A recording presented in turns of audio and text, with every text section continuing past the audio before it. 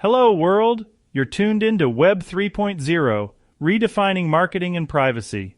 I'm your host, Brent Peterson, and joining me is the one, the only Jackie Downing. Hello, Brent, and a hearty hello to all our lovely listeners out there. Buckle up, because we've got a blinder of an episode coming your way. That we do, Jackie. Today we're delving into the nitty-gritty of marketing and privacy in this new age of Web 3.0. Oh, Brent, you do have a knack for understatement. It's not just nitty-gritty, it's like trying to navigate Piccadilly Circus during the Christmas rush. The whole landscape of marketing is undergoing a transformation, all thanks to exciting, yet somewhat befuddling technologies like blockchain and AI. But here's the million-pound question. What about us consumers? What's happening to our privacy in all this hullabaloo? That's an excellent point, Jackie. And to help us unpack this, we're bringing in the big guns. We've invited a leading authority in the field, McKenna Sweezy. Oh, McKenna Sweezy. Well, isn't that just the bee's knees? She's the Senior Privacy Officer at Blockchain Innovations, a proper boffin. With her on board, I think we might just make some sense of this whole rigmarole. Whether you're a marketer navigating this brave new world or a consumer curious about your data rights, you're in the right place. Well, I hope they've got a strong cuppa at hand, Brent. It's going to be one informative roller coaster. So, hold on to your hats, ladies and gents, as we redefine marketing and privacy with the brilliant McKenna Sweezy. But first, let's hear a word from our fine sponsors. Great news for the Magento community. Hoofa is now fully supported by Amnesty, the #1 Magento extension provider. With a catalog of over 250 Magento products and solutions and a full range of custom development services, Amnesty actively invests in providing compatibility with the Hoofa theme. 33 solution compatibilities have already been released and are available as part of the regular product subscription with no extra charge. And many more new compatibilities are coming. In partnership with Hoofa, Amnesty is focused on providing its clients with high-quality extensions, great performance, and a high level of service. Visit amnesty.com for more details. That's AMASTY.com. And remember to tell them Talk Commerce sent you. Have you heard of the Hoofa theme for Magento? It is a powerful yet intuitive theme that has been designed to help Magento store owners create the perfect online store. With the Hoofa theme, you can create a store that is unique and engaging while taking advantage of the latest technology that will make your site blazing fast. The theme is built with a modern, responsive design that is optimized for maximum performance and usability. You can easily achieve Google Lighthouse scores of 10. It is also fully customizable, allowing you to adjust its look and feel to fit your brand. Overall, the Hoofa theme is the best choice for any Magento site. It is easy to set up and customize, and it provides powerful features to help you create a successful online store. Plus, it is designed to work seamlessly with your existing Magento store, so you can take advantage of its powerful features and tools. With the Hoofa theme, you can create a beautiful, engaging, and successful Magento site. Go to hyva.io to learn more. That's hyva.io, and tell them that Talk Commerce sent you. Welcome to this episode of Talk Commerce. Today I have McKenna Sweezy. McKenna, go ahead, tell us your day-to-day role and maybe one of your passions in life. Absolutely. I run a small consultancy called Meta X Moda, and I work with clients on how they're going to use Web3, and we can discuss more what Web3 means, to drive their marketing goals, particularly for retail clients, fashion, beauty, but also publishing and other businesses. Yeah, and frankly, that is my passion. I love the idea, really specifically of virtual fashion and what creativity happens when we move to a completely virtual 3D immersive world. And I'm super excited about where that is going in the short and long term. So that's where I am right now. Great. And I know that you've graciously agreed to talking or listening to a joke that I'm going to tell you. And we had said maybe this joke could go into Web 3.0 or should it stay in Web 1.0 even? So here we go. A shark can swim faster than me, but I can run faster than a shark. So in a triathlon, it would all come down to who is the better cyclist. How about we split the difference and it's a Web 2 joke? It deserves to be on the internet. It's not an email chain thing. No, it's a thinking joke. A thinking joke. Yes, all my jokes are thinking jokes. Like, you think about it and then it may or may not be funny the next day. I have toddlers at home. All my jokes are not thinking jokes. Gotcha. Good. All right, McKenna, let's start out with what is Web3? Yeah. And my answer is it's everything and it's nothing. I think the easiest way now is to think of it as an evolution, really, of the way we consume and own content on the internet. And if pre-web or Web 0 is newspapers and there being like one or two influential voices disseminating information, then obviously you evolve to social media and it's really a back and forth, and people and brands and media companies are all in conversation about what is content. And that can be the written word. It can be art. It can be fashion. It obviously a big part of it is commerce. And then now we're entering a new world where digital can be 3D. And I think we already see so much of that in like Roblox and Fortnite. And I think we will see more worlds that you'll call the metaverse. A more online life requires digital ownership. The obvious solution to that is blockchain.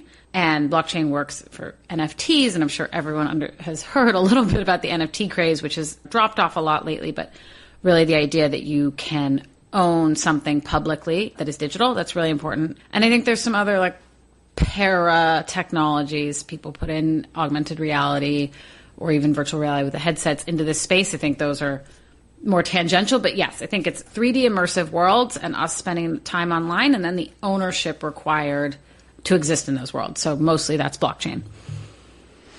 Great. And would you describe Web 3.0 as being more towards the blockchain side, where maybe there's not one server that has all the data on it, but it's more dispersed across the internet? I think, yes, that idea of the dissemination of data and the sort of a publicly distributed ledger, which is the ethos of blockchain, and making sure that there's no one point of failure for data, is very exciting for several reasons. But I think in the near term, less applicable for many of the things that I think about and talk about, because as a marketer's perspective, and anyone who's working with commerce and consumers, that data cannot be publicly distributed yet because that is like a massive privacy concern. And so we're still trying to understand where that like distribution and centralization intersperse with publicly available. One of the things that people talk about in Web3 marketing specifically is this idea of token gating. And I can see your wallet where you hold NFTs and tokens on the blockchain, and it tells me something about you, and I can use that to let you onto my website or not. And so that is publicly distributed information, and yet maybe you don't want everyone to know that about you. So I think this is like an inherent tension in that distribution of information. Should we all know everything about each other's virtual wallets? Probably not. But that also means that not one company is controlling that information, which has upsides as well. Yeah, so that privacy thing, I think California is moving towards more of a European style model for data privacy. Do you see that Web3 making it easier for marketers or more difficult for marketers in terms of trying to get data out of customers? I think in the short term, easier, because it's a little bit the Wild West and it's hard to know. And particularly, per your previous question, people who are very involved in this world have consented to this idea of this publicly available information. That is probably not your average consumer. And so when we get to much larger scale, people are going to throw up their arms and say, I don't want this. I think that technology will obviously have to, and you see this now, people are building ways to hide information. I think in the end, it's probably, at least in terms of privacy, net zero. There's reasons it's going to be easier and there's reasons it's going to be harder, certainly in the mid-term. In the short term, it's also a smaller scale. So, it's experimental. In smaller scale in terms of less people using it right now? Is exactly. That what you're saying? Yeah. Exactly. So I know, too, that the cookieless, at some point, we're going to be cookieless, right? So maybe. You think that, yeah, maybe, you're right. I guess so. But I get where you're going, yeah, sorry. Yeah, I think, how many times do you click on a European site and say accept all cookies or don't accept? I guess a lot of times most people just say accept all cookies, but there's a probably a large subset that doesn't accept cookies at all. So you have to be able to navigate around that. And I think the number is something like 50% for your average site that don't accept cookies. So yes, I agree. We will be cookieless. And I think that actually, now we've entered the meat of my passion for the tools for Web3 is that Web3, if you are holding a token for a company, like it's a direct relationship, it is supposed to be permanent, right? That's the idea of the blockchain is a permanent distributed ledger. This is, let's say I'm Brand McKenna and I give Brent a token. That's an indelible link between us. And there are different apps and different ways for us to communicate based on that link and for me to give you access to things. And that's obviously there's a form of consent that's happened in that like original situation that I think for now we're taking as like essentially consent for contact. But it is more intimate. It puts a different value on it because in many cases you could sell that token. And so by holding it, it's more of an active choice than a passive choice. Like we all have a Starbucks rewards card, but at this point for me, that's passive because I don't go to Starbucks. It's not part of my daily routine. But if your other option is to sell your Starbucks rewards card, and Starbucks is very much testing out, not that particular element, but they are testing out Web3 rewards, holding becomes an active choice as opposed to holding as the passive choice. So I think in that sense, it does give you a tightening of your communication, probably makes your pool a little smaller. You only have the people who you want to talk to, but it kind of skirts around that. The pool is smaller. Less people are going to say yes, but these people have shown more interest. It's pros and cons. Depends on which marketing team you're on. Does that present more challenges for marketing? Is there an upside to it at all? When you say smaller pool, as a marketer, I hear more challenges. More challenge, yes, but they are more engaged. I think if you are talking about customer lifetime value, you should be able to extract and give more value to a more engaged pool. And those people that are holding on to, let's just say the Starbucks rewards app, like I am essentially worth nothing to Starbucks at this point. And so that they are not going to win me back. So it depends on how you look at the challenge. It's not like everyone who's only mildly interested in McKenna.com is going to sell off the token that has let them be a part of my brand. It's only the people who are negatively interested. So I don't mean to say the pool has just shrunk to only people who are like mega fans, though you could do that. You might want to do that. I think also when you say that, that implies that the other side, regular digital marketing, is going so well. And we know now, obviously post-privacy, post many other changes, Apple's changes, obviously social media is like a continuously evolving hurdle. It's not like the other option, A, is going to go away, or B, is so easy, right? You can have this huge mass of potential users, and yet being able to target them and acquire them at scale, at price, is really hard. Well, that's a lot of people's jobs, and they're still getting paid to do that. Do you envision semi-porous tokens where maybe the user data is encrypted and locked, but the actual user is locked, but what they're doing is more public, so people or companies can see trends and maybe share trends? Yeah.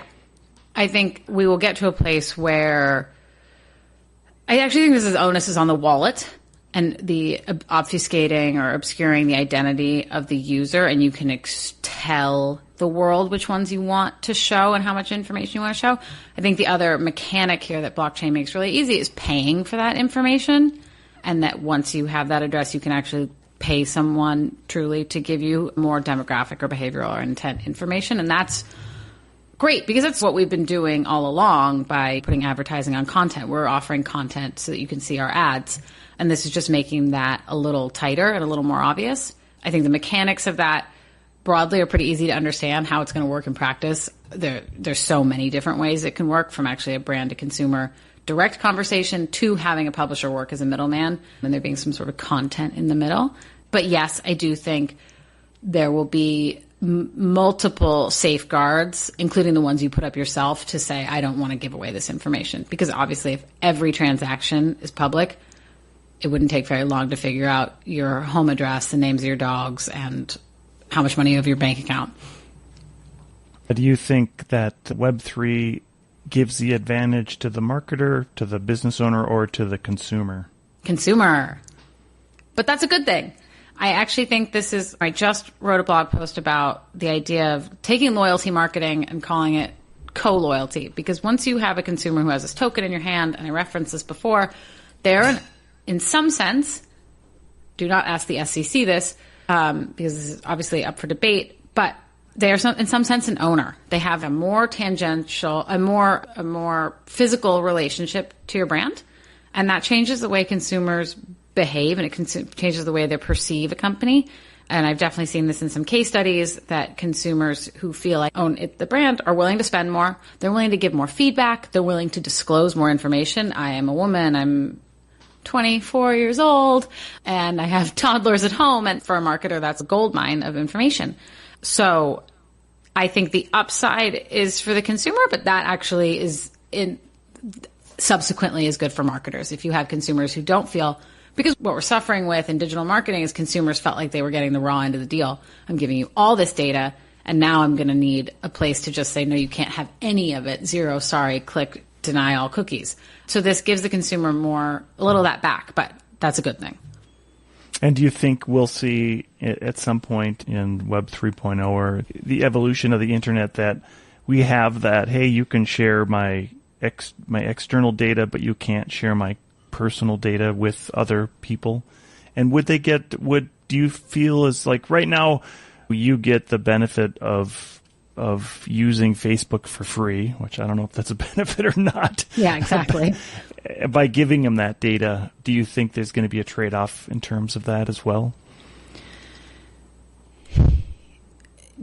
Definitely. There's so many ways to think the trade-offs of data. And I think and it goes back to your previous question, it is, I think, a lot about the appearance of fairness more than the actual financial transaction. I think any one of us is not worth very much to, let's say, Facebook, and how many cents on the dollar they'd be willing to pay for the names of your dogs and the money in your bank account. That's only really worthwhile in aggregate. But there's a lot to be said for the perception of equality in this relationship, and this idea that I'm going to get more and be more transparent. And I think blockchain makes that really a lot easier and gives you different ways. And they can also be, what's the word I'm looking for? Data-driven ways, right? All this information is available to journalists because this is all publicly held. And so if you wanted to deep dive into how companies are using data and how much data they're getting, that's out there and it's public. And that puts consumers in a safer place, right? To say that there are watchdogs that can be on their side and understanding it. So I think the mechanics and the economics will evolve with time, but I do think a lot of it more is about the optics and understanding that this trade has been going on the whole time, but consumers, what they were getting was the news feed, and that's of differing value to different people. And what do you see then moving forward that consumers are going to get other than the option of saying no for that?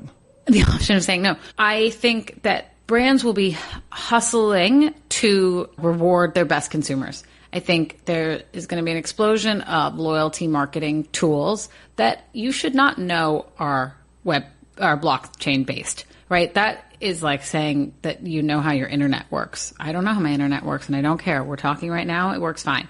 So I'd like to see it disappear, frankly. But loyalty programs, the easier that is to implement, the better it is for the consumers who know what they like and can be enticed with the offers that work for both sides of the equation, whether that's what's the positive word of that? Tiered pricing based on your loyalty, different access, early access, etc., getting to do things in person, all of these opportunities to be rewarded for your loyalty. I think you will see an explosion of that, and I think it is based on blockchain because of that token, because of that ownership, because of that public data, but it doesn't have to feel like blockchain, and that would be my ideal. I don't want us to be talking, I don't want to use the word blockchain next year so much. Yeah. So loyalty involves a merchant or a company, a larger company that has all that data, and they can start using it internally. They know what those people are buying. But the value in the past has been that they've sold this data to third parties, and that's what we're probably not going to see a lot of, do you think? I think it's an interesting question because, Catalina I think that's the name of the company, the one that works with all the grocery store data, right? And that grocery store data, when you check out your loyalty, that's obviously extremely valuable. And I think for those bigger companies, they have a bigger question of how much of that should be public, right? If you're talking about smaller companies who were never probably going to be able to sell it off, or it was Amex who was doing the selling to begin with, you run into less of that. But yes, yeah, I think that's going to be a bigger issue. Again, though, a lot of consumers, despite the legislation that has been put in place, when it comes down to it, a lot of consumers don't care or don't know to care. And again, all of this is really only valuable in aggregate. It takes 1 million of those shoppers for the data to be interesting. So what does it really matter if I click yes or no? I think, the short answer is it doesn't. So I think that'll continue pretty much at the same pace. We'll probably have to sign more disclosures that no one will read. Yeah. And you can't say no to anyways. Yeah, exactly. So what do you see as being the big trends now for the rest of this year for Web3? Where are we going? Yeah. So the cooling of the NFT market is great because obviously when the tide goes out, you can see who's swimming without their bathing suit. And so I think the building on that end and saying, look, I've been talking to brands for now 2 years about this stuff, and I didn't have a great set of partners that could build something that I could say, this is actually really plug into your marketing organization and actually start providing value now. But now, obviously, we may or may not be in a recession. People are having to build things that are actually, okay, am I going to drive a return on my investment that is visible to my bottom line within whatever measurable time frame? So I think that's the coolest part. I think loyalty is one of the best examples of that. Building tools that can align with whatever CRM you're using, collect that data, and quickly plug and play and start giving your users something for this information. So that's on the big side. I think on the small side, you have a lot of these Web3 original projects that have created based maybe on a DAO, a decentralized autonomous organization, maybe on just a highly motivated community, a new way of doing business, more decentralized, back to our first question about everything in Web3 being decentralized and public. And this, I think, is going to change a lot of the way people perceive community marketing going forward and how much ownership you can give to a community, how much creative control. Obviously, generally, Nike does not let people just do whatever they want with its logo. That's a pretty well-known brand management idea. But they've been experimenting a lot with some of the swoosh.id, I think that's what it's called, and giving the community opportunity to collaborate on projects, and would that turn into designs in the end? So I think those filtering up from the Web3 ethos, I think that's also going to be a big trend. We'll see that these communities having success that's measurable, and then thinking how can bigger brands take those ideas of co-creation and collaboration from your most engaged members who feel like owners, and what can you do to harness that data or excitement to create products and services that will drive value. As a merchant, what should I be doing? If I were a merchant, what should I be looking for to try to get a leg up on my competition in the Web3 world? Yeah, and I think the most interesting way is depends obviously on your budget. And at the moment, the base amount of interest is to start thinking, if I wanted to incentivize my community differently, how would I do that? And blockchain makes it easier, but it's not the only way to do it. And so starting to understand, what is the point of having an engaged community? How big is my engaged community? What would I give them? Back to, I don't want to use the word blockchain anymore. These are the real questions. How do I want my customers to behave? And what do they want from me? And then the answer is, I don't know what the answer is, but then the next question is, how can I use blockchain to help me get to those goals? So I think when you're thinking about community and loyalty in particular, and these ways of connecting with a smaller group, because as you said, this is really about your smaller group, not your giant potential pool of potential customers out there on Instagram.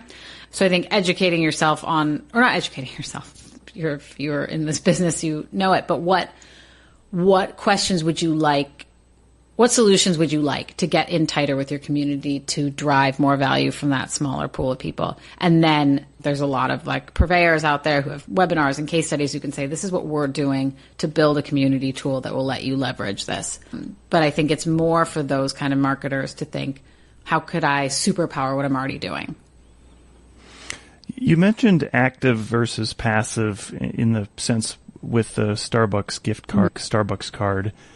Do you think that the active way that happened in the past allowed merchants to become incredibly lazy and just wait for things to happen? And when you switch to active and community, to build a community, you need to engage and give something back more than just a cup of coffee. Is that going to make it more challenging?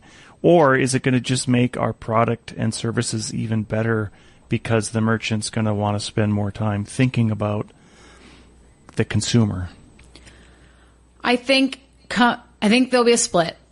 I think it's not so dissimilar to will people go back to the office or not. Some will, some won't. And for some companies, this will be like a tipping point of an active community and having for that super fans one, like a super direct line of communication where they feel really engaged and the brand is getting the information they need to keep iterating on their goods and services. And two, just way enhanced customer lifetime value for those consumers. Once they're in, they feel really engaged. They spend money. You know how to discount to them, what to offer them. And for some, either because of the type of product or just because of the management team or anything, and frankly, there is a limit. We cannot all be in 100 active communities. That's not really the way it works. And so some brands will not participate in this and they will be able, though, to focus on the other aspects and say that's not going to be where we meet our customers and it's not going to be the way we offer value, which is fine. That's I think that's actually that yin and yang is a benefit to all of us because Discord is like the preferred Web3 communication tool and I'm in so many Discords because there's so many great communities, but I don't have all day to do that. I've got a life here. I have to go get my coffee at places that are not Starbucks. Nothing against Starbucks, but so yeah, I think it goes both ways. And it's also about the people on a team. Do they have an appetite for testing this out and really supercharging their community, or it's not really their thing? If you had one piece of advice that you could give a merchant, what would you say to them right now? I would keep my eye on the space and see how much it excites you. I think it is not. We are in like a weird time, and I can see why this is not the top of people's priorities. But if I could just say, when you think loyalty, when you think community, keep this in mind. Keep in mind how a feeling of ownership, how the opportunity to connect more tightly with your community and to make an indelible link, because in 18 months, we'll feel very differently about this, and the infrastructure will be far more advanced. And at that point, you're going to wish that you'd maybe thought about this and had a way to implement, even if in the next 6 months it's not a priority. Okay, so 18 months. I think 18 months. Good. McKenna, as I close out the podcast, I give the guests a chance to do a shameless plug about anything you'd like to plug. What would you like to plug today?